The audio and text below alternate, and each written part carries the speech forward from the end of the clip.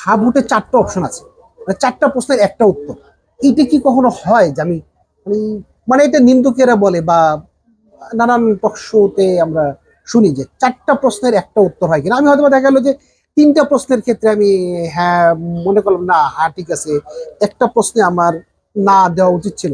সেই ক্ষেত্রে কি 4টা প্রশ্নের একটা উত্তর দেওয়াটা হ্যাঁ এটা কি ঠিক আছে, নাকি ভেঙে ভেঙে দেওয়াটা উচিত ছিল?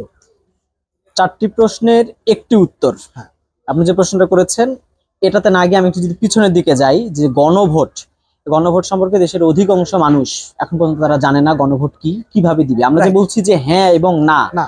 বিশেষ করে যারা এলিট শ্রেণীর রয়েছে বা যারা শহরে বসবাস করে বা যারা সচেতন শিক্ষিত, তাদেরও বড় একটা অংশ কিন্তু গণভোট সম্পর্কে এখনো জানে না। সেই দিক বিবেচনায় প্রত্যন্ত গ্রাম অঞ্চল যেগুলো রয়েছে, বিশেষ করে দেশের বিভিন্ন জেলা পর্যায়ের উপজেলা পর্যায়ের যে প্রত্যন্ত গ্রাম, এই গ্রামের আপনার ওভারঅল বলা চলে যে 95% মানুষ গণভোট সম্পর্কে তারা জানেন না।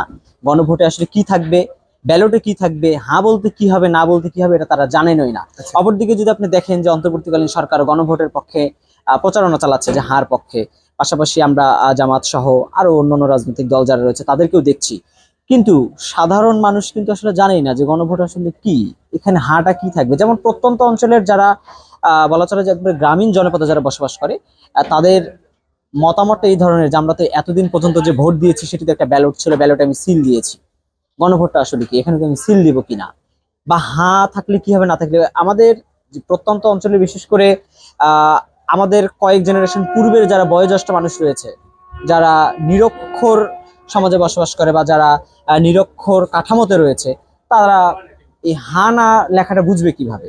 যেমন অনেক মানুষ রয়েছে যারা শুধু ওই প্রতীক দেখে কিন্তু সিল দিয়ে আসে এবং সিগনেচার করার সময় তারা টিপসই দেয়।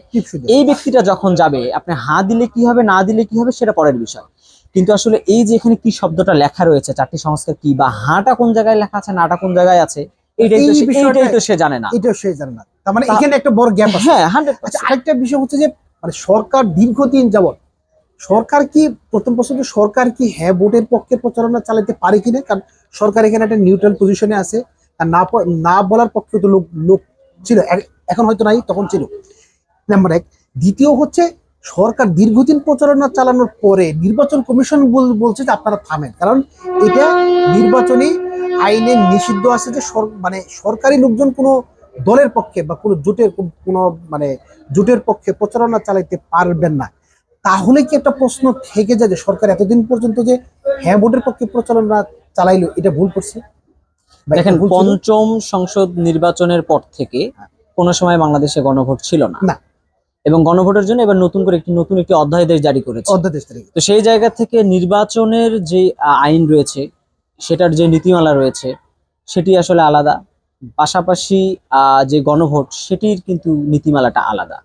দুটি একে অপরের সাথে সাংঘর্ষিক কিনা এটি হচ্ছে কম্পেয়ার করার বিষয়, যে গণভোট অধ্যাদেশে কি রয়েছে এবং এই জাতীয় নির্বাচনের যে আচরণবিধি সেই জায়গাটাতে কি রয়েছে, এটা কম্পেয়ার করলে কিন্তু এই বিষয়টা সুস্পষ্ট হবে। এখন আপনি যদি বলছেন যে সরকার যে গণভোটের প্রচারণা চালাচ্ছে এটি উচিত কিনা, বা শেষ সময়ে এসে নির্বাচন কমিশন যে বললো আপনারা থেমে যান, কেউ যদি গণভোটের পক্ষে হ্যাঁ বা না যেটাতেই হোক সরকারি কোনো কর্মকর্তা কমিটি যদি প্রচারণা চালায় তাহলে তার 5 বছরের কারাদণ্ড হওয়ারও বিধান কিন্তু রয়েছে।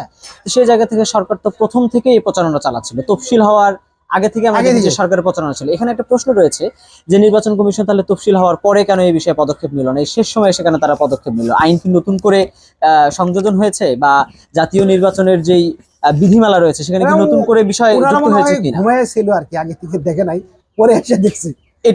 এটি নিয়ে তো হয়, যেমন দেখেন নির্বাচন চলছে, প্রচারণার চলমান রয়েছে, মাঝে মধ্যে দেখা যায় 2-1 দিন পর পর বিএনপি এবং জামাত, বিশেষ করে এই দুটি রাজনৈতিক দলের প্রতিনিধি দল তারা নির্বাচন কমিশনে যান, এবং তারা যান এক একটি অভিযোগ নিয়ে, এবং সেই অভিযোগগুলো কিন্তু উদ্ভট টাইপের।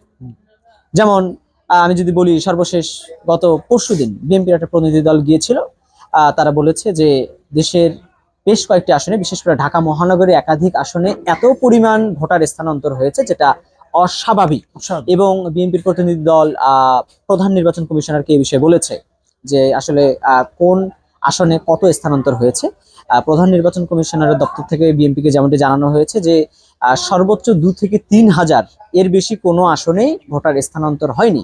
তবে বিএনপির অভিযোগ যে না, বিশেষ করে ঢাকা মহানগরীর 2-1টি আসনে মানে হিউজ পরিমাণের ভোটার স্থানান্তর হয়েছে। তবে সাংবাদিকরা বিএনপি নির্বাচন পরিচালনা কমিটির যিনি চেয়ারম্যান রয়েছেন, বিএনপির স্থায়ী কমিটির সদস্য নজরুল ইসলাম খান, তাকে কোশ্চেন করেছিলেন যে আপনাদের কাছে সুনির্দিষ্ট কোনো তথ্য আছে কিনা যে আসলে কত ভোটার স্থানান্তর হয়েছে। তবে এটার তিনি কোনো সুনির্দিষ্ট জবাব কিন্তু দিতে পারেন নাই। তো এই যে মাঝে মধ্যেই বিএনপির মতো একইভাবে জামাতও মাঝে মধ্যে কিছু উদ্ভট টাইপের অভিযোগ নিয়ে তারা যাচ্ছে যে আমরা লেভেল প্লেইং ফিল্ড নেই, আমরা প্রচারণা করতে পারছি না, অন্যজন করতে পারছে, আমি করতে পারছি না। আসলে কোন জায়গাটাতে করতে পারছে না, বা একে অন্যের বিরুদ্ধে ধরনের অভিযোগ কেন আসছে, কারা তাদেরকে আসলে এই কাজে বাধা দিচ্ছে, বা আইন শৃঙ্খলা রক্ষাকারী বাহিনী কি করছে? বিশেষ করে নির্বাচন কেন্দ্রিক মাঠ প্রশাসনের যে কর্মকর্তারা বর্তমানে নির্বাচন কমিশনের অধীনে সংযুক্ত রয়েছে, যারা নির্বাচনের দায়িত্ব পালন করছে, যাদেরকে ম্যাজিস্ট্রেসি ক্ষমতা দেওয়া রয়েছে, তারা আসলে কি করছে? তাদেরকে অভিযোগ না দিয়ে আপনার সরাসরি কেন নির্বাচন কমিশনে এসে অভিযোগ দিচ্ছে?